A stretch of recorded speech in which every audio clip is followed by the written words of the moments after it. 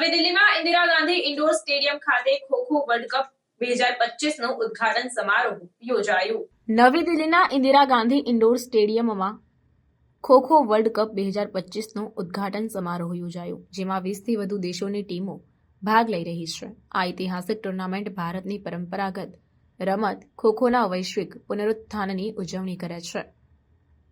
Kho-kho world cup 2025નું આયોજન 13થી 19 જાન્યુઆરી 2025 સુધી Indira Gandhi indoor stadium, નવી દિલ્હી ખાતે કરવામાં આવ્યું છે।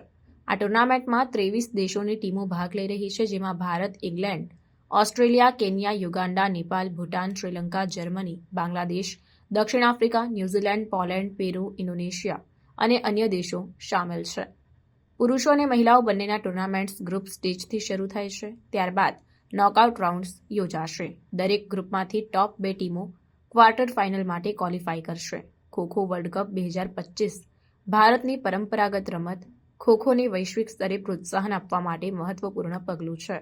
આ ટુર્નામેન્ટ દ્વારા ખો-ખોના ખેલાડીઓ અને પ્રશંસકોને એકઠા કરીને રમતના પ્રચાર અને વિકાસમાં સહાયતા મળશે।